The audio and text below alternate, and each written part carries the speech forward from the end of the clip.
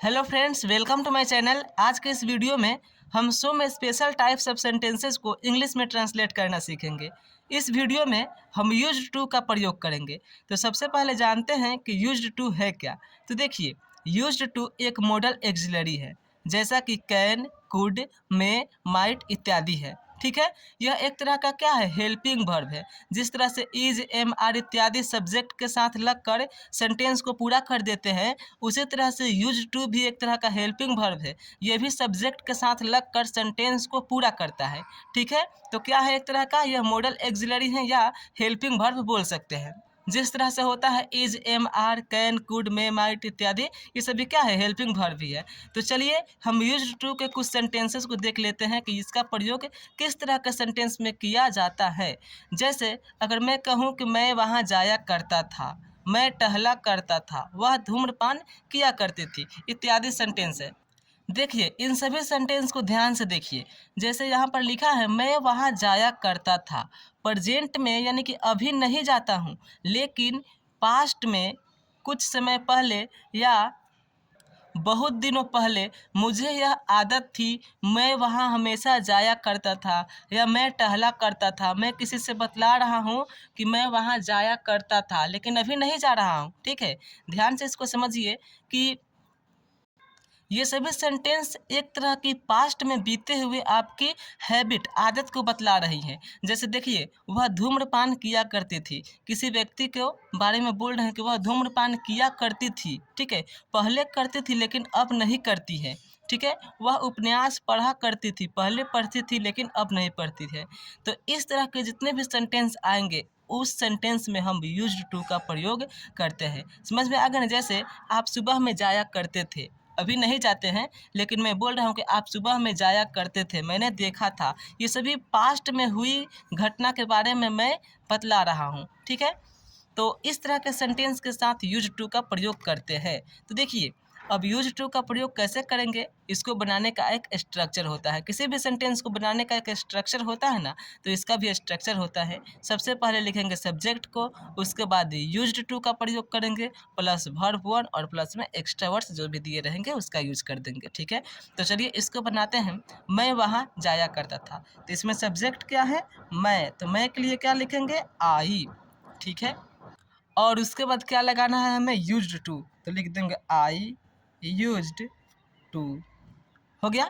उसके बाद verb one लिखना है, तो जाना, मैं वहाँ जाया करता था, तो आई यूज्ड टू गो, और वहाँ जो है वहाँ के लिए हो जाएगा there, I used to go there. उसी तरह मैं टहला करता था, तो मैं यहाँ पर सब्जेक्ट है तो आई, उसके बाद यूज्ड टू, तो आई यूज्ड टू। टहला करता था, तो टहलना के लिए क्या होता है, वॉक, तो आई यूज्ड टू वॉक, मैं टहला करता था। उसी तरह है वह धूम्रपान किया करती थी, करती थी यानी कि कोई स्त्रीलिंग है, यानी कि लड़की है, तो सी, उसके बाद यूज्ड टू। देखिए, सब्जेक्ट प्लूरल हो या सिंगुलर हो, उसके साथ हमेशा यूज्ड टू का ही प्रयोग करेंगे। ठीक है, तो सी यूज्ड टू, धूम्रपान का क्या होता है, स्मोक, तो सी यूज्ड टू स्मोक। उसी तरह है वह उपन्यास पढ़ा करती थी, तो वह के लिए क्या हो जाएगा, सी, उसके बाद यूज्ड टू, उसके बाद read, she used to read, she used to read. ठीक है, अब देखिए ये सेंटेंस है कि आप सुबह में जाया करते थे, तो आपके लिए क्या लिखेंगे, यू, और उसके बाद यूज्ड टू।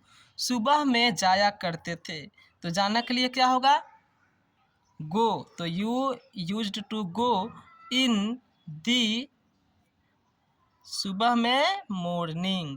ठीक है, तो you used to go in the morning. उसी तरह सीता गाना गाया करती थी, तो आप इसका इंग्लिश कमेंट बॉक्स में कमेंट करिए। ठीक है, उम्मीद करता हूँ कि आपको ये समझ में आ गई होगी। देखिए, अब इसका निगेटिव सेंटेंस भी होता है। ठीक है, तो निगेटिव सेंटेंस में कुछ नहीं करना है, बस यूज के बाद वर्ब लिख देना है और उसके बाद टू लगाकर जो एक्स्ट्रा वर्ड्स दिया रहेगा उसको लिख देना है। जैसे यहाँ पर आप स्ट्रक्चर देख लीजिए निगेटिव सेंटेंस का। निगेटिव सेंटेंस का मतलब होता है कि जिस वाक्य में नहीं लगा रहता है।